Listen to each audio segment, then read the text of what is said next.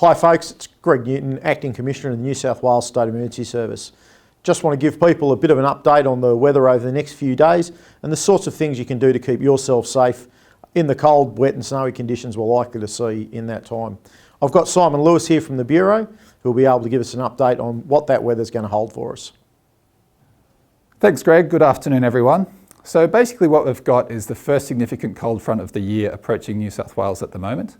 You can see on the current satellite photo that the front is approaching South Australia this afternoon.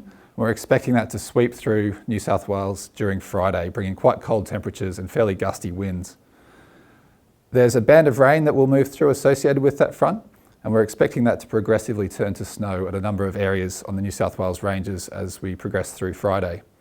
So the types of towns that we're expecting could see some snowfall out of this event would be places like Orange, Blaney, Lithgow, the Barrington Tops, potentially down around Crookwell, and some places like Cooma could even see a light dusting of snow during the day. Obviously this is the first major cold front of the year, so some of those locations won't have seen snow for quite some time, and there's a fairly good chance that some of the major roads heading west, particularly across the central tablelands, could be cut. So probably the peak time for impacts from that could be Friday afternoon or evening, so that could obviously have some issues with people trying to head west on the Great Western Highway. The front's also expected to bring quite damaging winds in a number of places. We have a severe weather warning current for the Alpine regions at the moment, and we could see strong and gusty winds extending to other parts of the state during Friday.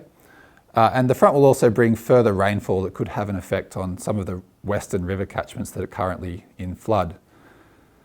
I urge everybody to check the latest warnings and keep up to date at the Bureau's website at www.bom.gov.au. At the moment we have a severe weather warning current and also a number of flood warnings.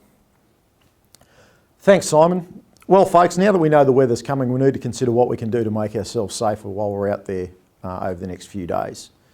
If you're concerned about the weather in the area you're travelling to, the first thing you probably need to do is check the Bureau's website to see the most up-to-date weather information.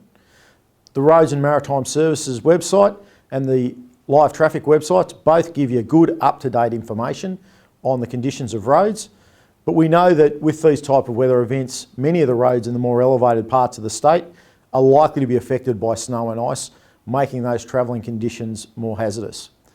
You may find if you're out there on the road that the road is blocked either by emergency services or by snow, or indeed further west in the state by floodwater. In those cases, you need to reconsider your need to travel, find alternative routes.